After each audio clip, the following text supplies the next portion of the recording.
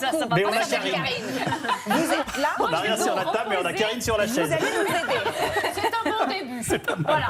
Je vais vous proposer de la remplir, cette table. Ouais, comment on fait avec la saison un des petit cerises, gâteau, ouais. Un gâteau. Alors là, c'est des cerises, mais aux fruits. C'est-à-dire que c'est la recette de famille. Ça va être votre top 5 des meilleures recettes, tant elle est extrêmement simple à réaliser. Vous allez faire un petit mélange, pas besoin de balance, on va y aller à la cuillère à soupe, à l'ancienne, comme mamie, et on va mettre les fruits dont on dispose. C'est vraiment la recette fourre-tout, passe-partout. Bon, là, c'est des cerises parce qu'on est en plein dans la saison. Et bien sûr, il faudra de la farine, du sucre, du beurre, des œufs, un petit peu de levure, une petite pincée de sel et des fruits. Je vous montre.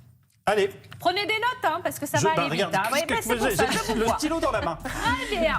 Et l'eau à la bouche. Vous allez casser 3 œufs dans un saladier. Vous allez ajouter vos cuillères à soupe de farine. Je rappelle qu'il y en a 5. 4 cuillères à soupe de sucre. Vous allez rajouter le beurre, 50 g de beurre, la petite pincée de sel. En fait, peu importe l'ordre pour cette recette, ça marche tout le temps. Vraiment, c'est là où c'est un jeu d'enfant. Et puis parfois, en vacances, on n'a pas les mêmes outils qu'à la maison sur notre lieu de villégiature, au camping ou voilà. Donc là, franchement, pas de balance. On se prend pas la tête, il faut juste un saladier et un fouet. Donc une fois que vous avez tout mis, farine, sucre, beurre, les œufs, le sel, la levure, eh bien on va s'intéresser à nos fruits. Est-ce que vous dénoyautez ou vous dénoyautez pas vous, moi, dans non. bah. Non. La mamie Pierrette ne dénoyautez pas, donc je fais pareil.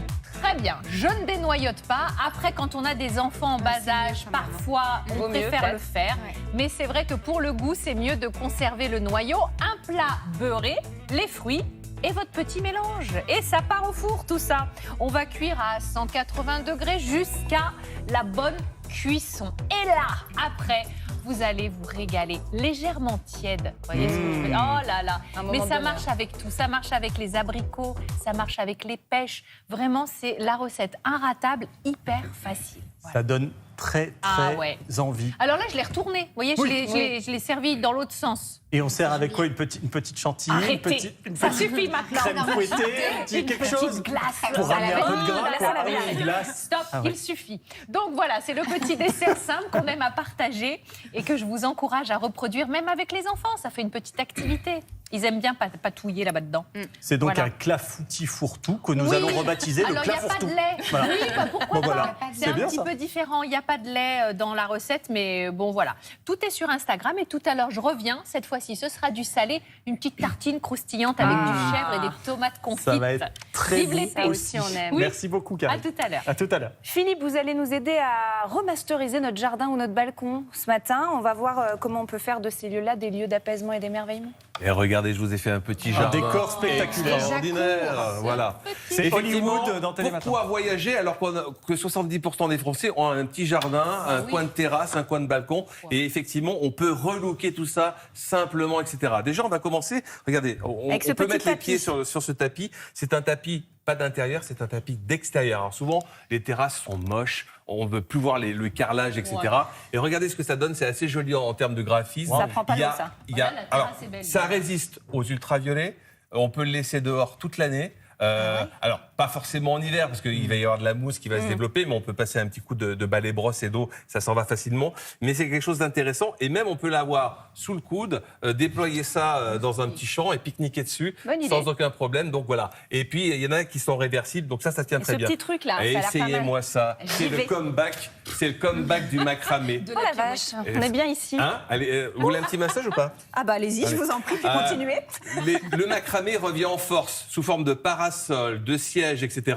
Alors, on va pas le laisser tout le temps dehors, évidemment. Le macramé n'est pas très ami avec l'eau de pluie. Mais en tout cas, c'est très joli et c'est surtout très confortable. Ouais, c'est pas et du tout très rigide. résistant. Donc voilà, le macramé revient en force. Je vais être un peu sous la table si je le prends, mais j'aurais bien aimé le garder. Alors, on a le tapis, on a le fauteuil, il nous manque un peu de végétation, de plantes. Alors, je vous on l'accorde. a en pleine floraison actuellement, ça c'est des petits bijoux en soie. C'est un hortensia, ça demande moins d'eau que les hortensias, vous savez, que vous avez sous forme Oui, de les boule, les etc. moins boulus, celui-là. C'est l'hortensia qu'on appelle paniculé, il s'appelle fantôme. C'est un hortensia qui peut monter à 2,50 m de hauteur, sur presque 2 mètres de large. L'intérêt, c'est qu'il pousse dans tous les sols, presque dans tous les sols. Contrairement à l'autre, il nous faut un sol plutôt humide, légèrement humifère, plutôt mi-ombre. Celui-là peut aller en plein soleil. Donc c'est vraiment quelque chose d'assez beau. Là, on a des nouveautés aussi. Celui-là, il s'appelle Pastel Green.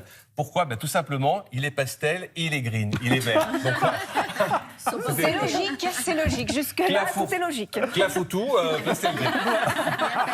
Donc l'intérêt, les premières fleurs sont très blanches et puis après elles deviennent vertes. Et ça, c'est vraiment, il y a une évolution et c'est également une fleur conique. Ouais, on voit Ça, bien c'est- la différence, On voit là, bien la quand on différence. remet. C'est quand même assez joli quand on veut sortir un peu de l'ordinaire.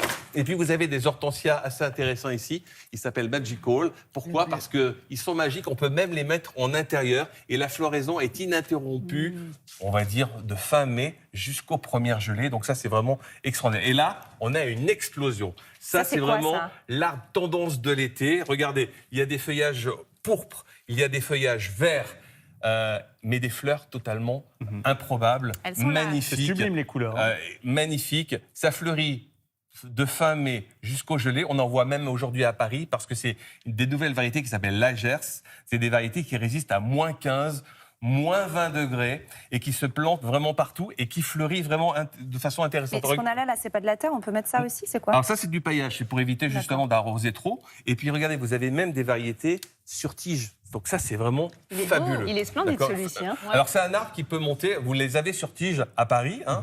Alors c'est des tiges qui sont à 2-3 mètres de hauteur. Donc ça fait véritablement un arbre, c'est vraiment très grand. Beau développement, bonne résistance au froid et surtout à l'automne, vous avez un dégradé de couleurs orange, pourpre, jaune. Le feuillage est sublime. vaut le coup. Voilà. Et ça, là, ces petites choses ici. Alors ça, c'est des plantes grimpantes qui reviennent en force, notamment une vieille plante grimpante que nos grands-pères et nos grands-mères utilisaient, ce sont les bignones. Alors je vais en prendre peut-être une qui est Qui est un peu très en fleurie. fleurs, voilà.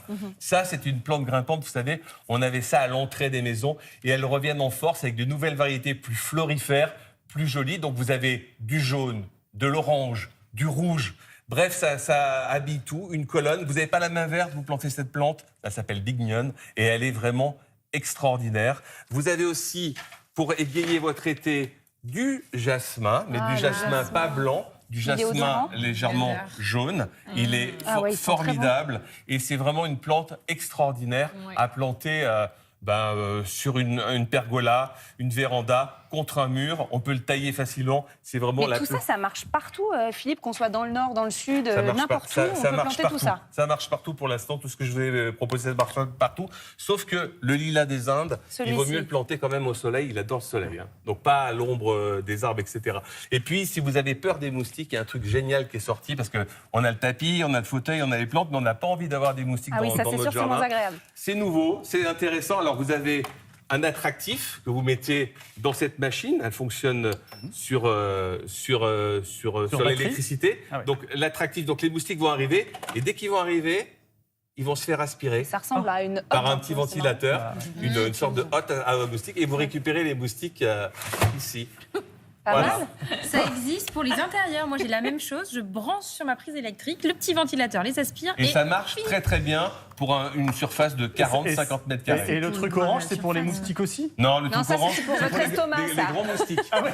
C'est-à-dire, c'est un barbecue extraordinaire, électrique. Il est portable, donc vous avez cette petite sacoche. Vous pouvez aller n'importe où, là où il y a une prise, évidemment. Et ça, ce qui est intéressant, c'est qu'on peut même l'avoir sur son balcon, sur sa terrasse. Attention, voisins, faites pas des choses qui enfument votre voisinage. Saucisse. Pas de saucisse, s'il vous plaît, avec vos voisins, pas de problème. Voilà. Merci. On va l'emprunter avec Adrien pour tout à l'heure. Merci Philippe. Merci beaucoup Philippe. Lucie, je vous laisse aller échanger 2-3 balles à Roland Garros puisque vous êtes habillé comme Steffi Graf. Et on se retrouve Merci de le souligner, j'apprécie.